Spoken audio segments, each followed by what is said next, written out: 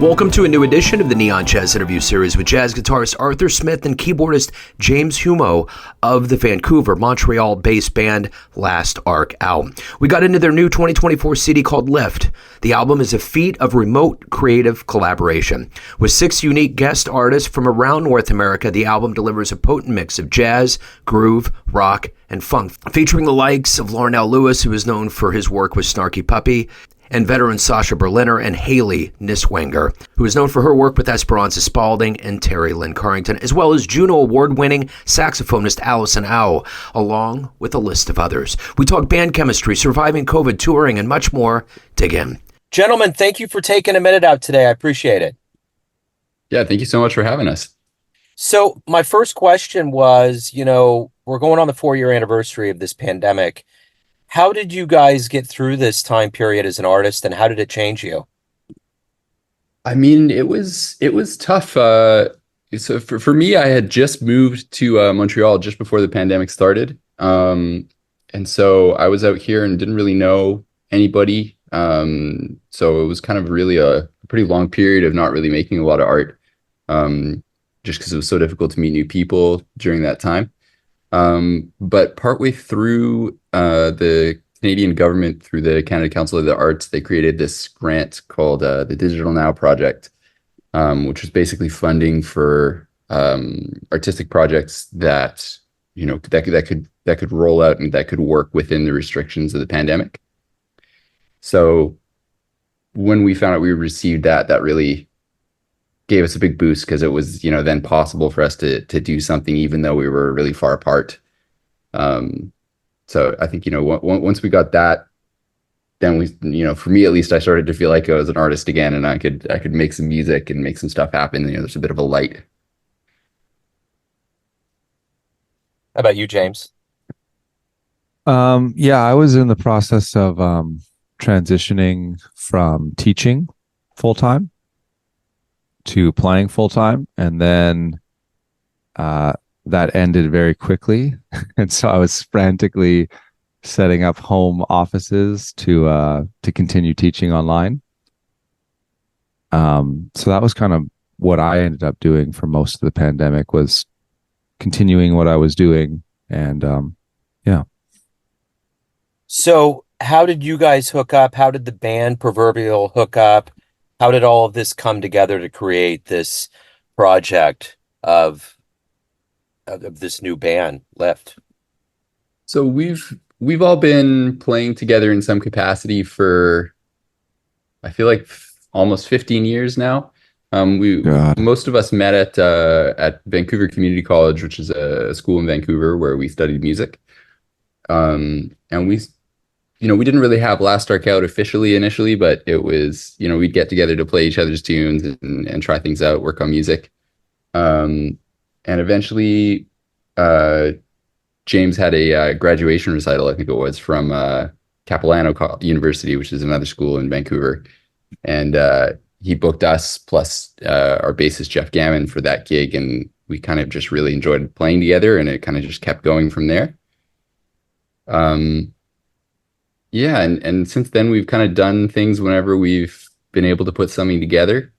And then, like I say, this opportunity came through from the Canada Council of the Arts for us to execute an idea that we'd had for a long time, which was trying to get a ton of different guest artists on a record. So yeah, it was really exciting when that came through. So what talk to me a little bit about how you put this album together. How did you all come together? How does this band work? How do you feel? I mean, now that it's come to fruition and it's here, kind of a collective feeling. Yeah, I mean, we're feeling really great about the album. It was kind of a different process for us putting it together, because we're really used to co-composing and co-arranging in a room together. Most the way we worked previously was somebody would come in with part of a tune, with an idea or maybe 2 sections, and we'd all work on composing and arranging it together. So a lot of the music previously was really really collaborative among us, and in a really natural way, where we were just hanging out and playing music together. Whereas this album, because we were so far apart, and because we were having so many guests who were featuring via, at like distance recording, we had to really like pre-plan a lot more. And for all the composing, it was a lot harder to bounce ideas back and forth. Each composer really had to kind of finish the tune themselves and bring it forward to the band. So it was quite a different process. It was really cool, but I think we're also all looking forward to maybe doing some writing that's more collaborative again, and being able to hash out ideas together in a room. So, And James, I don't know, how did you feel about it? yeah. Yeah, definitely not having the weekly rehearsal was a totally different experience. I felt like we had to be a far more professional band to do this project, because nothing was, everything had to be sent to the guests ahead of time. So we had to have pre-recording demos that were good sounding for them to record to. So there was a lot more pre-production for this project than in previous times. So you got quite an ensemble of guest artists on here. Kind of go through and talk to me a little bit about how that came about, and how did it feel to have such a ensemble of creative energy on this? Yeah, I mean, whenever we look at the list of guest artists we got, we're all still pretty pretty shocked. It was pretty cool to have these people on an album playing some of our music. They're all musicians that, in the case of somebody like Larnell Lewis, we've been following for years, and we've, really big fans of for a long time. And then other musicians that are newer to us, but are, no less inspiring. These are all people that when we were sort of conceiving of the project and writing the funding grant for it, and people that we reached out to, pretty much cold, no prior connection. And that was part of the idea was, well, if we don't have to, if we're doing this at a distance, we don't have to reach out to just our local circles. We can maybe see if we can get to work with some people who normally we wouldn't have a chance to. And these people were all kind enough to get, to respond to a cold email, and we're happy to work with us on it. So, I feel like I feel like maybe the pandemic had something to do with that. Everybody was home and available. Yeah, exactly. Everybody's home available and looking for projects and things to do. So, Well, I know that happened for me on this end of the microphone. There was a lot of people that were, kind of legendary or luminaries that just had time. They were home. So I think that was another one of the silver linings, I think, of living through this time period, is that it gave people kind of a collective pause to do things they typically wouldn't do. So at the end of the day, what are you ultimately hoping the listeners get from this album? ooh, that's a good question. I think I hope that they get a good taste of our musicianship, but I think also that they're able to hear like really the guest artist musicianship and their artistic direction. Because I think our role in a lot of the music was trying to find a way to support the guest artists and do something where it didn't feel like they were just they weren't just slapped in for a solo in the middle and that's it. To try and create something where it felt like they were joining the band for a tune. So I hope that's really the takeaway, is that the music feels feels kind of like it was recorded all together, rather than a guest artist that's just flown in really quickly and then leaves. So yeah, my approach in this recording was just trying to feature the artist that we had, and so I'm hoping that we were able to showcase. We had a lot of artists on this album that had very unique styles and offered very unique, that had very unique offerings that you don't hear all the time, and so we wanted with each guest, we really tried to think about the song they would play, but also the different kind of parts that we wanted to play. Like I think we had the track Libra, which we had our artist do like a a whole orchestral kind of suite on the front end of that. And that's something that she just was able to do because of her experience with all the different woodwinds and that kind of stuff. So that was really the goal, I think, of the album for me, was to feature the artist as much as possible. So talk to me a little bit about why this band works. You know, you've obviously been together for a while, and there's always kind of a communication. There's a magic, there's a glue that keeps it all together. What keeps this going? What keeps the adrenaline moving for you? Arthur's funding grants. Yeah, it's definitely a side of it. I think we're all. I think the biggest thing is that we're all are actually friends, close friends outside of this band. You know, when we lived closer together, we'd regularly get together to, hang out, play board games, go see music, whatever it is. And so for us, in a lot of ways, this band, as much as it's something that we work a lot on and we want to, perform and pursue musical opportunities with, it's also just a great excuse to hang out with some really good friends. So I think that's the thing that kind of keeps us coming back to it. I think the other thing, Arthur, and maybe you don't have exactly the same thing, but I think a big thing is that with this band, we're all striving to improve ourselves, I think, through this process. And so I think because we all share that goal of trying to use the songs that we write to explore new musical areas that we're all interested in, I think that keeps it fresh for us as well. So talk to me a little bit about who have influences been for you? Who's kind of been a fuel for the sound that you've gotten? And then the second part of that is, what's the first live jazz show that you guys saw that blew you away? Ooh, okay, first live jazz show. I'm going to do it in reverse. Sorry. First live jazz show for me, I think, would have been seeing one of my first guitar teachers. His name is Jared Burrows. He's a fantastic guitarist and professor based in Vancouver. And I saw him at I think it was called the Delta Jazz Workshop. And so this was like a couple years after I'd started playing guitar. I attended this jazz workshop and heard them play there. And I didn't really know too much about jazz before that. I think that was probably the first experience of it. And yeah, really, I worked with him for quite a few years, and it was a really big influence on my approach. And then musically for this band, influences, I mean, I think there's definitely some influences that we wear pretty evidently on our sleeve, like Snarky Puppy, Knee Body. And I think for me, at least, musicians like Peter Ald and Otis Sanjo, I'm hoping I'm pronouncing that right, out of they're based in like Germany and Denmark.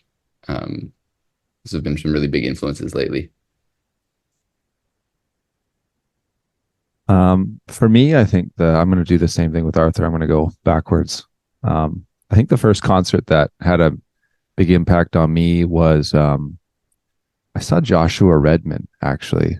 And what kind of struck me, what was interesting about that show is it was more about the way he was acting and the way he looked, rather than, I think, the music at that time, because I wasn't really ready to maybe hear all the things that he was doing, but just the energy that he was putting off and how loose and open the concert was. I think that really drew me to the style, because you don't always get that with jazz. It's sometimes kind of more of a sit down and listen, but it just was a wild open show, and that really attracted me. And that kind of, I try to bring that energy when I play live myself.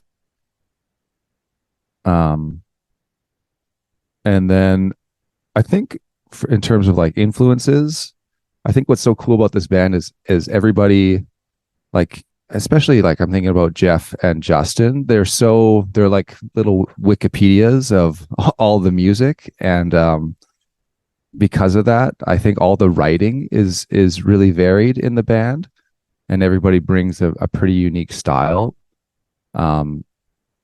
So it's not quite the answer to the question, but I think that's something that's unique about this project. A lot of different voices. So talk to me a little bit about, you guys kind of represent an evolved level of jazz. There's a lot of elements, like you had mentioned, Knee Body and other bands that incorporate different levels of elements into it. At the end of the day, why do you two love jazz? I think it's a really cool place in music where there's a combination of a lot of your own personal input in terms of the way that you improvise and the way that you solo or the way that you interpret a melody, but also still being really highly collective music. It's really more often played in groups, and so I think that I find that really, really attractive, that there's both a lot of room for your personal input, your personal voice, but also a lot of space for community and working with other musicians and developing your musical ideas as an ensemble. And I really like the excitement of not necessarily knowing what we're about to do, but I mean, I know we're going to continue playing until the time runs out. And I don't know, it feels more like sports sometimes to me, doing jazz, and I'm a big sports person, so that's something I really enjoy about it. So if both of you, if you could get into a time machine when we get off this call, go back in time and see one band with your own eyes, where are you going?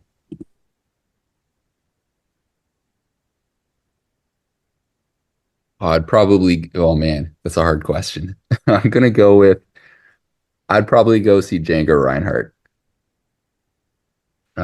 That I went through a really, really big gypsy jazz phase in my sort of like late teenage years, and I think that would be pretty amazing to go see Django Reinhardt Hot Five.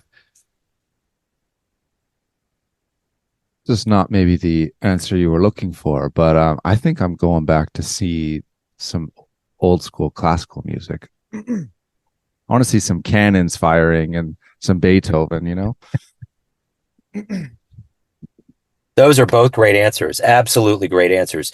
So at the end of the day, as kind of a collective, everyone has this idea of who they think you are as a group based on your sound and what you do. But ultimately, you are the ones that are driving the bus. Who do you think you are as a band? What's your idea? If you had to kind of tweet out who you thought you were to convince people in Kansas City to come see you live perform, how would you describe who you are and what you do? Over to you, James. Well, I guess, like I think I'm going to answer this by what I want people to get from coming out to see our shows. What I want people to have is a good time. I want them to be loose. I want them to be able to yell and scream. I don't want them. So, we're trying to create hopefully exciting moments of playing together, but I don't necessarily want it to be. I mean, it's cool if it's a sit down place and people are really engaged in the listening. That's awesome, of course, but that's not the way that I like to experience and enjoy music. So I hope to bring some of that when we go on tour. I think my sales pitch would be, we're a band with a lot of different influences, and so when you come to see us play live, you're going to get a lot of variety. And as much as we'll find a way to flow through a lot of different musical places, and so you can really get a lot of musical mileage out of your ticket. I'm just trying to make Arthur smile. Keep the revenue stream coming, right? That's right. So, gentlemen, the new album, where's the best place for them to get it? Any live shows coming up? Anything about your orbit world? What's the good business? You can check us out on Instagram, just at Last Ark Out. And we're also up on all the streaming services, Spotify, Apple Music, all of that. Same band name, Last Ark Out. But I think if you really want to support us, you can also buy the album off of Bandcamp. That makes a huge difference compared to just checking it out on streaming. So if you like what we're doing and you're into it, Bandcamp's the way to go. And as far as shows go, we're in the works. We're figuring out some touring. It's a bit difficult because we're spread across Europe and Canada and everything. So, but if you keep an eye on the Instagram, you'll find out about anything we got coming up. Excellent. Arthur, James, thank you so much for your time today. Thank you for opening up about the band. Best of luck with everything. Thanks, Awesome. Joe. Thank you so much, man. Thanks for having us and for checking out the music. Thanks for listening and tuning into another Neon Jazz interview, where we give you a bit of insight into the finest players and minds in Canada, Kansas City, and spots all over the world, giving fans all that jazz. Thanks to both Arthur and James for their time, energy, and story. If you want to hear more Neon Jazz interviews, you can find us on Spotify and Apple Podcasts. Subscribe to us at YouTube, and for everything Neon Jazz, go to theneonjazz.blogspot.com. Until next time, enjoy the jazz, my friends.